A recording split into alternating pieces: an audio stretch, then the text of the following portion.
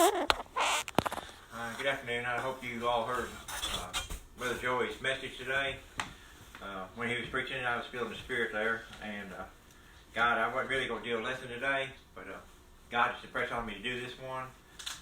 He talked to me a little bit about, from a long time ago, and then I just finished up my study on it last night, this morning. But if you see behind me, I wrote some slogans. Some of you might know them, some of you may not.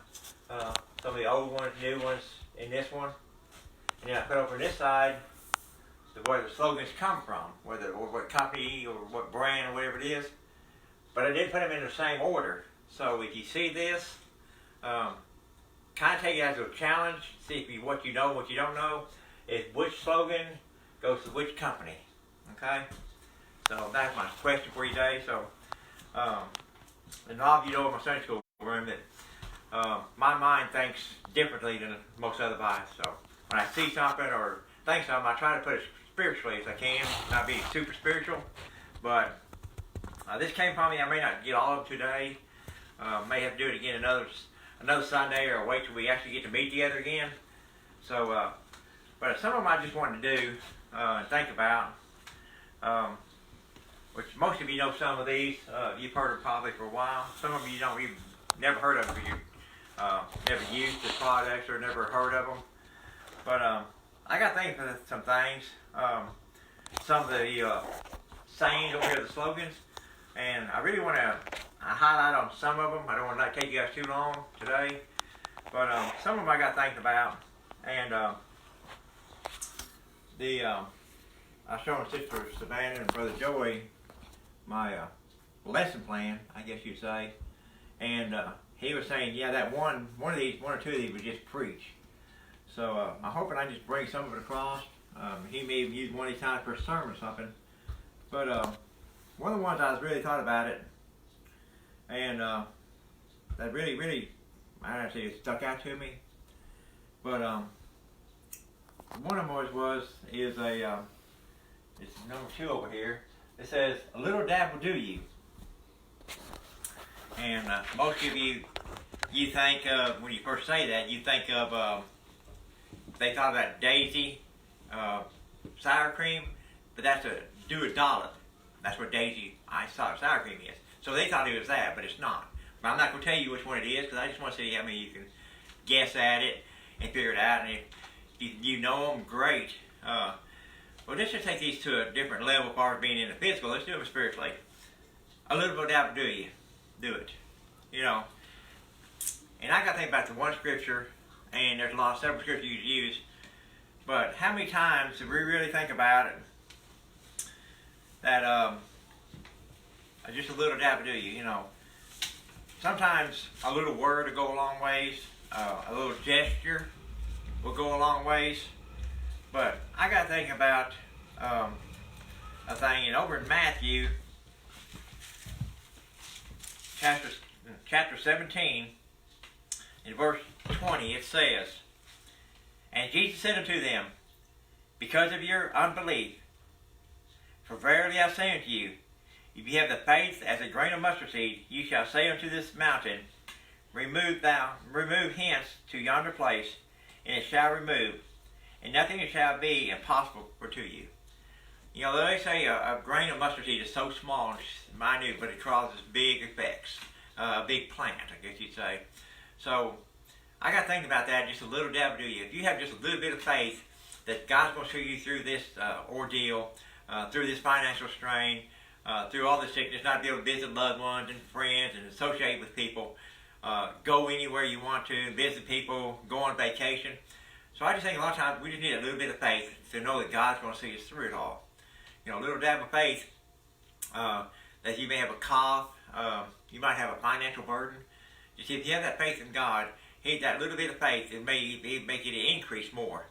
So sometimes, that's all you need, just a little bit of faith. A little bit of this, a little bit of word. You don't have time to read them 10, 12, 100 scriptures, whatever. If you can just read just a little bit, you get a little bit of word in you every day, it's going to really build you up. It's going to keep sustaining you. It's going to keep you energized. It's going to keep you serving God. Yeah, I know a lot of times, we're in service and we're there from 10 a.m. on Sundays till 12 or 12:30 or 1, because the Spirit of God's moving in Sunday school, the Spirit of God's moving in preaching and songs and stuff like that. A lot of times, we can't do that right now. So a lot of times we just kind of think, well, we can get a little nugget here, a little nugget there. So many times we don't really concept just every little. If you can just steal a moment here or steal a moment there to spend time with God, a little prayer would work wonders in your life. A little bit of faith. So I believe God's going to really minister to you what He wants you to have. Just pray and ask Him. Say, God, a lot of times I can't really spend the time I want in prayer. I can't really focus on You. Sometimes if we say, God, just guide me, just direct me, and show me what You want me to do. And that's basically I want to teach on about that one right there. But the other one I got to think about is the very first one. It's just do it. We all probably know that. We've heard it forever, which one it is. But I got wrote this scripture down over in Acts. It's chapter 26 and verse 28.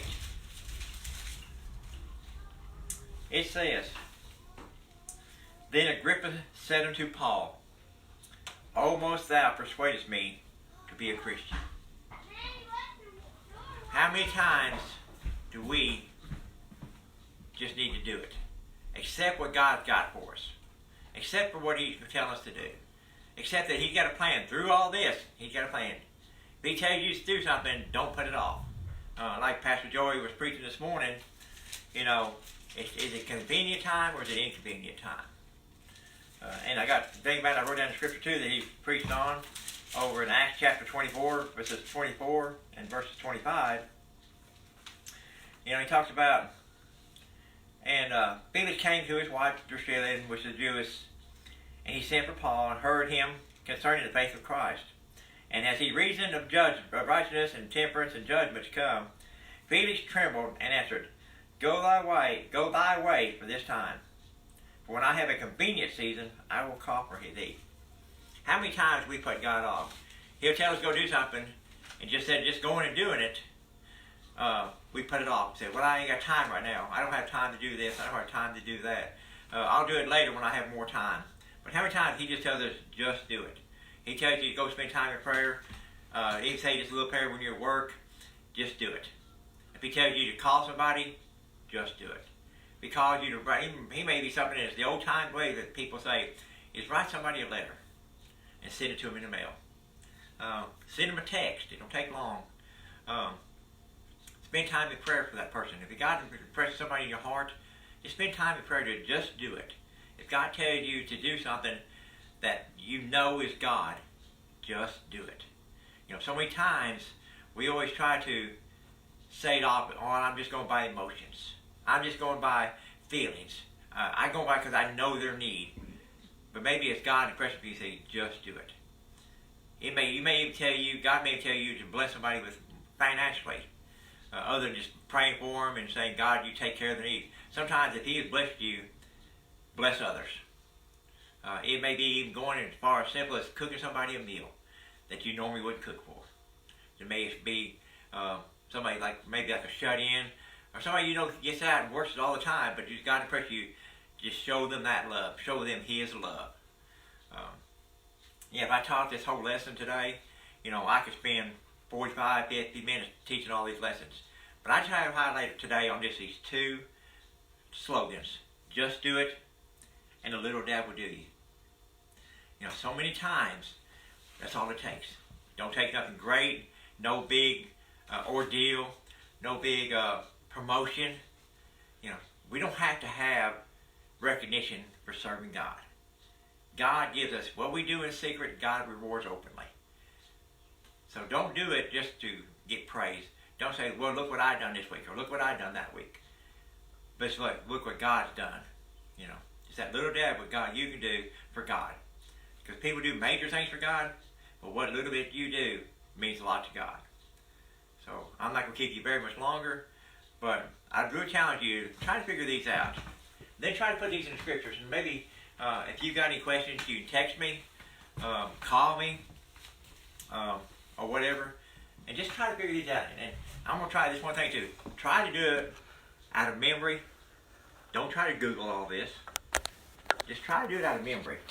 And just, but a lot of these you'll know. And I might even give this to Brother Joey and let him put it on next week or Wednesday night. The answers, how they line up. That way you'll know. But use these as scriptures. And if you want some more scriptures for these verses and stuff, I've got scriptures for them. I'll get them to you real quick. Just write them down. Check it out later.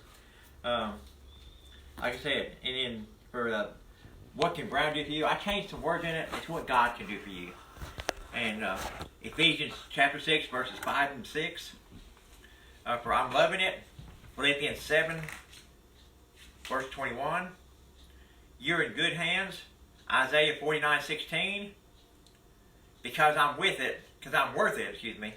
You got Revelation chapter 3, verse 4, and Colossians chapter 1, verse 10. Share moments, share life. That's in Hebrews chapter 11 and verse 5. And 1 Corinthians chapter 2, verses 1 and 2. And the last one, think different. Philippians chapter 2, verse 5.